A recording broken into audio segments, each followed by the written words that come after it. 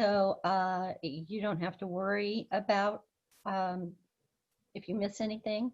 And if you choose to go back and view another like bylaws or treasurer or president, that's going to be available to everybody as well. Okay? Super. All right. So we're going to be recorded. If there were more people, we typically ask you to hold questions until the end, but since you're we'll just do it as we go along, okay? Okay, So sounds good. welcome to the Secretary Workshop, and I am going to share my screen and the PowerPoint, okay? And share screen. And where is it? Oh, wait a minute. Okay, come on. Okay. Yeah. That. And I'm making this bigger to see. So minutes. Well, right now we're seeing your Windows Explorer screen. We're not seeing your presentation. Seeing that? Okay, let's. Or your file. What? We're seeing your list of files. What happened then? Okay. Do you see anything now? Nope. Nope. Unshare and then reshare again. All right, hold on. Let's do that. And do that. Uh-oh. That. Come on. Stop share. Okay, now let's try that again.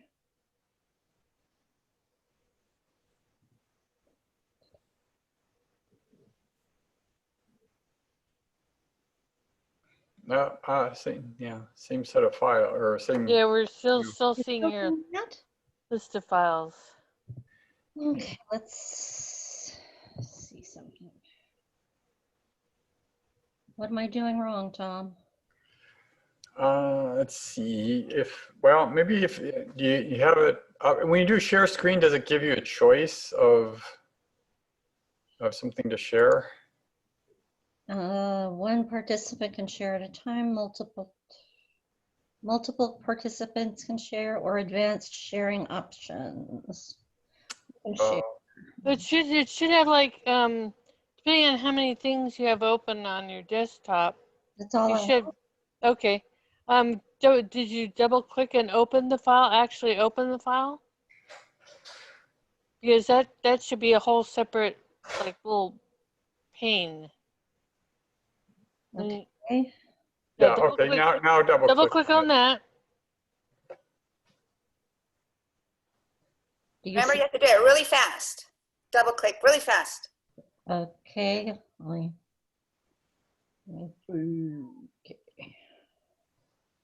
When that secretary file opens, then reshare your screen and select that the pane that contains your presentation versus this window, which is your list of files. Are you seeing it yet? Yeah, we're seeing the list of files again.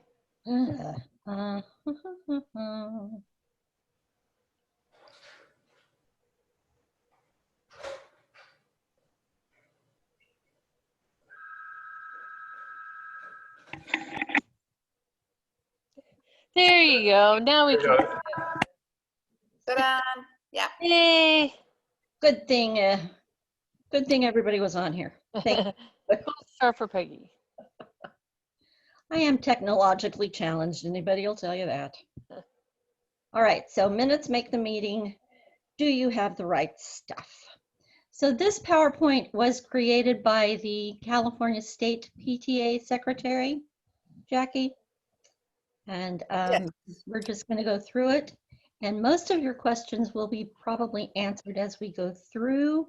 But if you have questions along the way, just feel free to chime in because we don't have that many people. Okay, thank you. We're going to identify the basic roles and responsibilities of the unit secretary, which is what you are, recognize what belongs in the minutes, and understand the importance of the minutes and record retention. So as a unit secretary, you want to look like this, cool, calm, collected. Uh-oh. You don't want to look like this. There I am. I know, me too. At least mine are in piles that are kind of segregated. This pile's this. I can find the pile. Exactly. Yes. All right. So what kind of secretary are you? Basically, there is a recording secretary, which is typically the one who just does the recording of the minutes of the meeting. There's a corresponding secretary who just takes care of the correspondence that you may get. We don't get a whole lot of correspondence, so most unit secretaries are both. You're just the secretary. So do we get things from the mail? It's possible. It's not very frequent, and most mail is probably opened by your president. Like you might get a thank you note from somebody. You Okay. might get a letter for something. I mean, I've only Sorry. Sorry. That's okay. I've only seen correspondence read usually at the state board of managers meetings where they will share that somebody thanked them for such and such, or thank them for choosing them to be a student representative, just big things. So I don't have to be going and checking in with the school secretary for mail? No, you don't. If you Okay. get anything from the mail, I'm sure that needs to be handled, I'm sure your president will let you know. Okay, thank you. Okay, so the basic responsibilities of the recording secretary is you're going to prepare for meetings. You're going to act during the meetings. You're going to take minutes, and you might be assigned other tasks, not necessarily, but maybe, and post-meeting follow through. So to prepare for meetings, you might be asked to send out the meeting notice. You're going to work with the president and others to develop the agenda.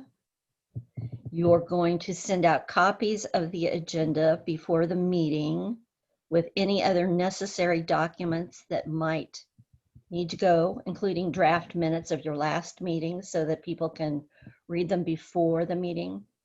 Now, let me make a kind of a note of this. When I was at a unit, the president was the one who did the agenda and sent out the agenda, and the meeting notice. The secretary didn't do it. It depends on you and your secretary, you and your president, who will be doing that job. Okay? Okay. You might not. What you do want to do is, let's see if we can blow this up some. So have you, how new are you to the board, Jackie? I'm an embryo. Yes. So have you, then we will ease you into this, okay? Okay. So the agenda is supposed to be posted 10 days before the meeting. This is for your association meeting. That's California corporation law. So you have to let people know. Now that's the president's job unless they delegate it to you. So you can put it on, you can send it out via email. You can post it when we're in school again. You can post it on the an agenda board. Maybe your PTA has a board at the school, outside the office doors or wherever. You just post it. So it'll have a call to order. You'll have opening ceremonies at maybe just, it says optional. It's a nice idea to introduce your board. If you are at a school, and sometimes it's nice to have the Cub Scouts do the flag ceremony, that way they get credit for doing that, and you can do the Pledge of Allegiance, give it a little decorum. Okay. So you have a roll call if customary. We don't really do a roll call. Sometimes units do. The caveat I will make here is that as secretary, you are going to write down who is in that meeting. So you're actually doing a roll call Okay. because you're going to want to put in your minutes who was there, who had an excused absence. Because if an officer misses 3 meetings without an excused absence, they can be removed from office. Okay. So it's always nice to say if somebody has an excused absence. Got it. Excuse, Johnny is sick, so she's got an excused absence. So reading and approval of the minutes. It's nice if you can send out your minutes ahead of time and have people read them, especially now that we're doing Zoom and we're not really meeting in person yet, where everybody can get a copy. And so if they can let you know beforehand what corrections are, that would be great. Doesn't usually happen. So when they read the minutes, the president will ask if there are any corrections to the minutes. And hearing none, the minutes are approved as correct as presented. And if there are corrections, then we will show you how to deal with that a little bit later. Now, should I share the document, like through Google Docs, share the document and allow them to edit it? No, do not allow them to edit it. Oh, okay. You will tell them to send you corrections. Oh, okay. Okay? Okay. So you'll have your financial reports, you'll have reports from officers, you might have special committees, special order, unfinished business, new business, announcements. You would adjourn to a program perhaps if it's like, we're going to adjourn now for the Christmas choir. And then you have your adjournment. Okay. And as you are taking minutes, you're going to follow the order of the agenda. Okay. So minutes, what to bring. It's a very, very good idea for you to have a copy of your bylaws with you. I Okay. don't know whether your unit has a parliamentarian. Hopefully they do. But if you don't, at least you will have a copy of your bylaws with you, because people always have a question. It's like, wait a minute, what's our quorum? A quorum is the number of people you have to have in order to conduct business. Typically, for an executive board meeting, it's 5 people. Okay. Can be more. It can't be less than 5. And for an association meeting, it's typically around 11. It might be more. It's in your bylaws, stated there. So you want to bring the meeting agenda. I actually bring 2, one pristine so that I can keep it for my records, one that I can write on. Okay. You'll want the minutes from previous meetings. Any correspondence you received, you probably won't have it. A list of unfinished business. Hopefully that's under the agenda part where it has unfinished business. It's nice if you have a membership list and a list of all your committees and chairs and members. You may not have all that. You should know who your executive board is. You should know who your chairmen are. So you and the membership chairman are the keepers of the membership list.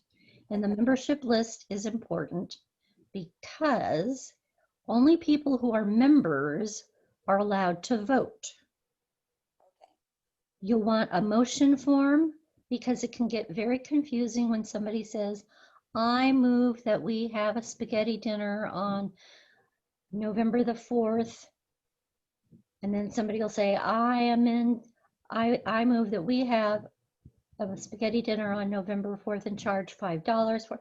So if you have them write this stuff down, you don't have to be so concerned that you're going to get it wrong, okay? Okay. And there are motion blanks that you can use. They show one a little further on this PowerPoint, but I also have one posted on our 3rd District website, and I suggest you use it. It's much easier for you. Thank you. Okay, so you want ballots of paper, ballots. So you want a stack of either blank paper or scratch paper or Post-it notes in case you do a ballot vote. Okay? I don't think you need Robert's Rules of Order. I don't think you need the dictionary with you.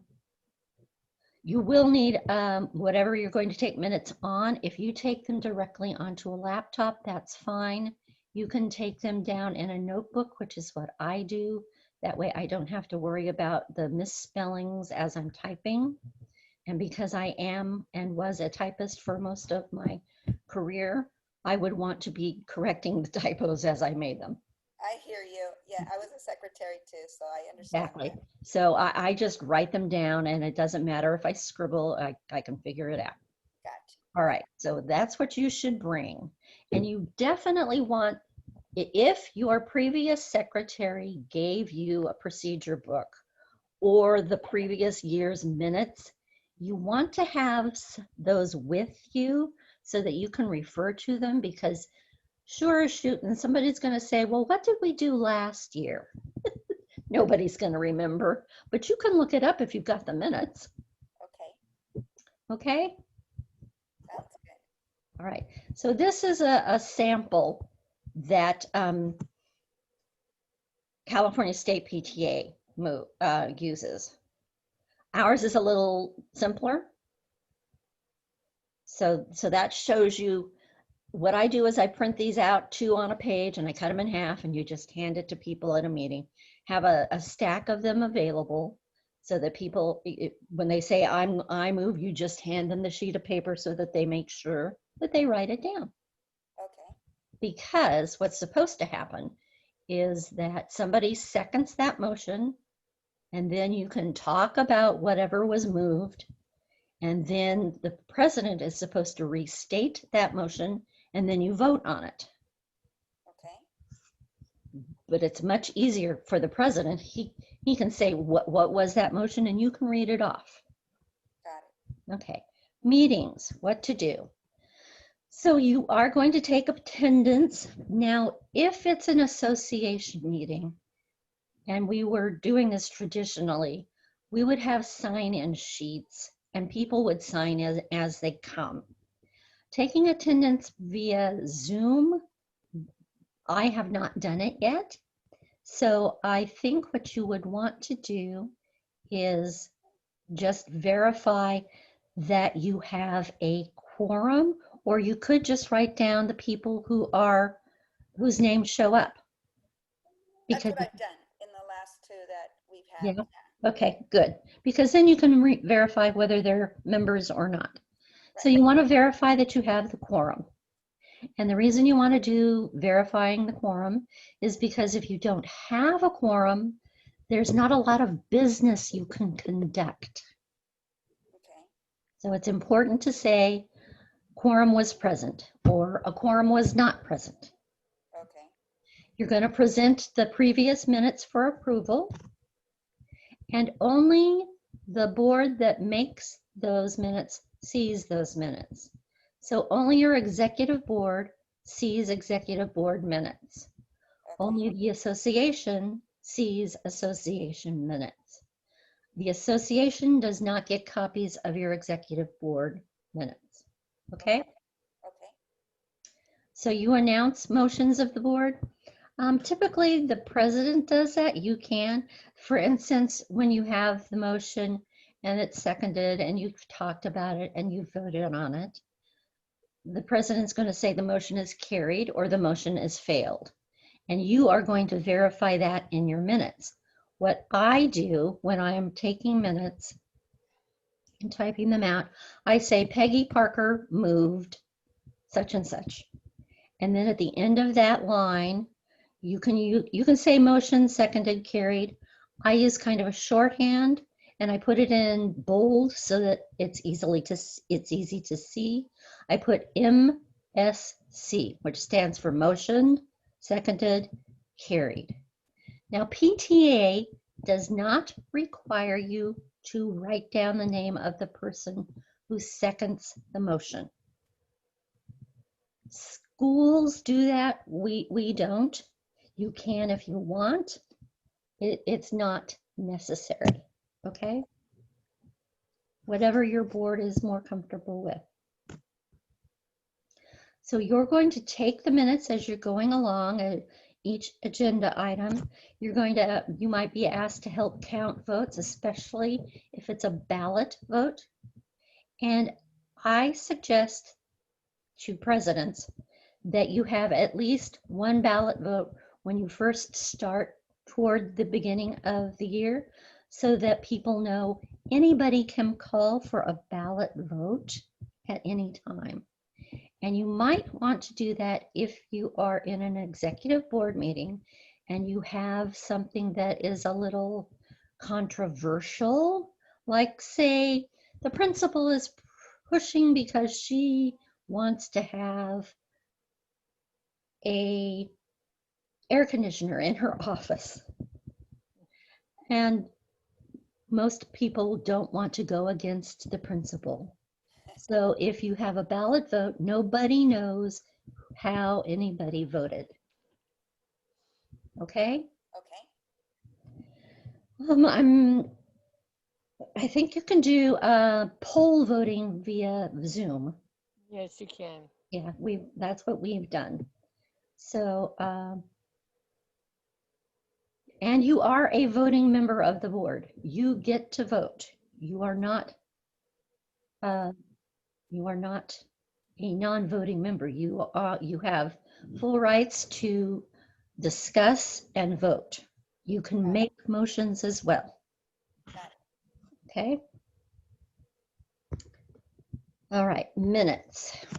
State what was done, not what was said. Because we know when we get in an executive board meeting, there's a lot of talk. When you're discussing something, you can go on and on. Sue said this, and Peggy said that, and Barbara said that. You don't want to do that. Your hand would get tired. So yeah, so you're not going to do any of that. You're going to write what the motion was, whether it was seconded and whether it was carried.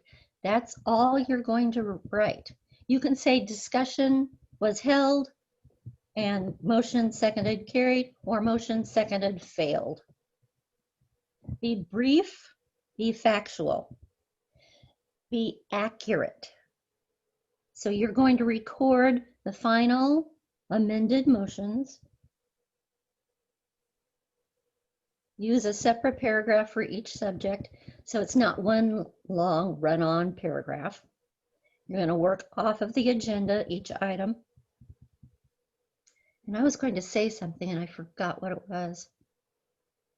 Oh, you asked about having people edit the minutes. No, you don't want to do that, because sometimes what you have taken down as minutes that was accurate when you wrote it is no longer the same calendar date or whatever when you get to your next meeting, and people will want to change that. No, your minutes are taking down what was said, what was done, what was voted on at that time.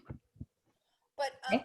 could I send them like a copy and then, keep the, since we're Zooming, and we can't pass out paper. Yeah. Like send them off a copy, but I keep the original, and then they would send it kind of like an assignment from a teacher, and then they return it with, and I can tell them to highlight areas they want to change and to put in their change in there. No? I don't know. Let me think about that. Okay. What I do when I send out a draft, I watermark the minutes as draft. Okay. So that you know, and when they're printed out, it says draft on there. Okay. You see it when you're reading them, but when you print it out, there's a draft. Okay. Are you talking about like turning on the track changes, or or inserting comments into a Word doc? No, Oh, okay. no, no. Don't do that at all. Okay, all right. No, they should No, I just, was just asking her if that's what she's referring to. I don't think that's what she's. No. Okay, all No, right. I just thought I could just send them a copy of it but then I wouldn't take that as the original. Right. So what I would do is, okay, if you sent me a copy and I said, oh, my name is spelled wrong, and then you could correct it. Just real easy things like that. Got it. And, Okay. and most people would probably do that, just shoot you a quick email saying that was not what the motion was, and then you can go back and verify whatever it was, or my name was wrong, or we adjourned at whatever time, like that. Okay.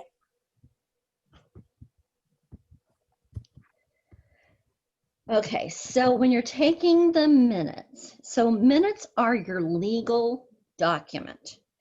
PTA is a 501c3 under the IRS code. So we have to do certain requirements. And one of those is that our minutes are our legal document. So whatever you have in your minutes is your legal document.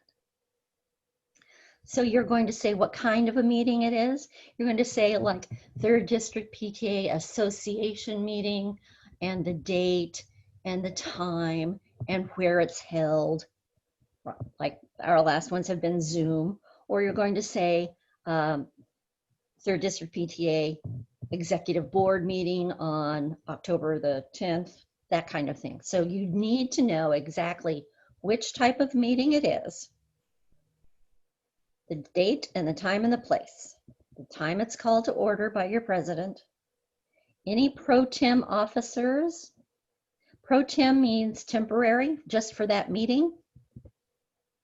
For instance, I am secretary pro tem for 3rd District. Sometimes you have visitors or people who want to come and talk to your PTA, say about a fundraising opportunity, that kind of thing. Those people are visitors. They don't get to vote. And usually if they're a fundraiser person, they give you their spiel and then they leave. They don't participate in the rest of the meeting. You're going to say, I'm sorry, but if they're parents, they would get to vote. I mean, and they had joined the PTA, if they are, yes, get to vote then. yes. Yeah, okay, just making sure. If this is an association meeting, yes. Okay. Any members who are there can vote. So you have your approval of the minutes as presented or as corrected. You have your summary of reports, like the financial secretary, the treasurer's report was filed for audit, and then you will be seeing what you're supposed to exactly put in your minutes. You also will file with your minutes a full copy of that report. But in your minutes, you have a brief synopsis, like the beginning of the bank balance, how much was deposited, how much was spent for the month, and what a list of those expenditures were. Okay? So you have the motions made and who made them. You have your unfinished business, you have announcements, time of adjournment, your signature. I don't sign mine until they've been approved. So what not to include: don't include opinions, no judgmental phrases. You don't need to include motions that are withdrawn. You don't need flowery language. You don't need transcripts. You just say what is done at the meeting. Post-meeting, so type up your minutes. It really helps if you do them soon after the meeting, because then your brain is clearer than when time goes on and you procrastinate. So you're going to collect all of the materials distributed at the meeting. That means that you're going to get a copy of the treasurer's report, the president's report, the principal's report, any written reports that you get, all come, you need a copy of all of those. Okay? You're going to provide a draft of the minutes so that they can see them. Most people, I share with you, most people will not look at them until the day of the meeting, but that's okay. So when the minutes are approved, you write approved, and then you date and sign the minutes. So if they're corrected, you make the correction notations, and then you write approved as amended, and you date and sign. So you want to provide a copy to the president. And like I said before, only the group that created that minutes can approve and or change them. Now, binding the minutes. There probably still is, and I know we have a collection of them available for sale in our 3rd District PTA office. There's a secretary minutes book that you could glue your paper copies into and have them there for your review and at hand. You no longer have to do that. You can post them on the cloud, on a zip drive, on a flash drive. The danger in doing that is you're going to have to be sure that that flash drive is turned over to the next secretary, because otherwise they're going to be gone. Okay. And I like hard copy of them because that way I can quickly look back and flip to them and not have to try and access them on my computer, which I will not have with me at a meeting, or on my phone, which I can't do anyway. So I like paper copy. I hear you. Simply to keep in my procedure book. So this is how you correct the minutes. You use a red pen. Susie King moved Sunshine PTA purchase a new microphone. Well, Sue emailed me that her name is not Susie, it's Sue. And that's what she wants. So this is the way we amend it. Okay. Now we were talking, one of my other workshops, how do you do this if you are doing minutes on a thumb drive, for instance? Well, you would do it this way. You would just insert it in red. Okay? Correct. All right. So to review, the secretary works closely with the president and the board. Minutes are your legal documents and must be kept as a permanent record of the association. Permanent, not just 7 years like financial documents. Permanent. Somebody should have all of those past minutes. Who knows where they are? They probably got lost, but they are your permanent record. You should be as careful with them as possible because you have a duty to pass them on.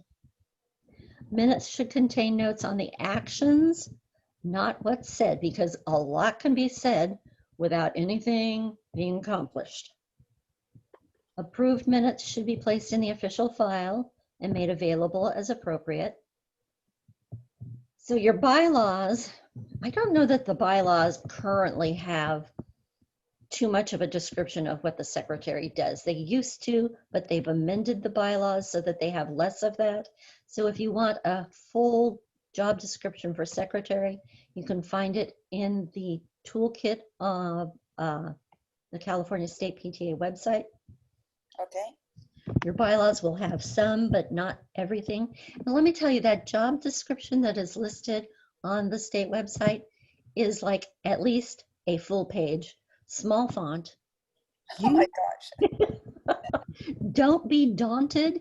You don't have to do everything on that list. Your PTA may not do everything on that list. They're trying to cover all of the bases, okay? Got it. So the secretary is the recorder, the correspondent, and the record maintainer of the PTA board. So they're relying on you. And they're relying on you to get it right, and that's why we want to use that motion blank. for your safety and your sanity. And I will tell you a story. Many years ago, when I was at a Rio Linda Council president, one of the units there had a very successful jogathon. They raised like $15,000, and that was a lot of money in those days. And because the secretary wrote down the motion wrong, they ended up spending $5,000 of that as prizes because the mother of one of the students held them to it, and that was their legal document. Neat. Yes. So here are your resources. You've got the California State PTA. The current secretary is Jeff Price. You can reach him there. You have national resources. You also have 3rd District, and we are closer to you. So contact us first. It's easier. And McClatchy has a mentor assigned to your school. I believe yours is Sue Dean. I'm not it. I have some of Sac City, but not McClatchy. So Sue Dean has been in touch with your president saying, this is who I am. I'm your mentor. If you have any questions or I can help you in any way, this is my contact information. So you can get her information from him, or you can directly contact me. We are very happy to help and answer any questions you may have at any time. We try and get back to you as soon as we can. Thank you. That's I did just confirm it that it is indeed Sudine. okay. Thank you, Cheryl. See, she can multitask on the computer. So, do you have any other questions, Jackie? Well, just, I mean, I can refer back to this website of capta.org to Yes. have these sources, to look at them again. And No, that would be the 3rd District PTA website, not CAPTA's. okay. If you're talking about these workshops. Yeah, just like, for the forms, and because I still need to get the binder. I've just been working on my own. Uh-huh. So I need to get together with my president still. Yeah. Do you know who your predecessor was on the board? I believe the president, who is now the president, I believe. Okay. Yeah, just shoot them a note and say, hey, let's Right. figure out how we're going to work together. And oh, by the way, I need all of the legal documents. Right. Okay. Yeah. Well, thank you. Yeah. So I think I covered it all. And secretary is fairly easy. I know when I first started, I came in as secretary because they lost their unit secretary. So I came in January, and I was so intimidated that I brought a tape recorder. You don't really need one. You don't need to record what everybody is saying, just what is done. So that part's good. Good. Okay. I'm glad you're telling me that, because that's actually something I was thinking I should do. Yeah. And so thank you. Yeah. How do I write down that Sue wanted green napkins? No, Peggy said we need purple napkins. No. You're not expected to be a professional taking dictation. Right. Yeah, that's not really what you're for. Gotcha. Okay. Okay. Well, So, thank you so much. Okay. Sharing. Okay. So we are ending early. I got everything done, Yay. and I put the 3rd District PTA website yeah. in the chat. Yeah. So did you get that, Jackie? So Yeah. our 3rd District PTA website, Yes. 3rdpta.com. Yes. Okay.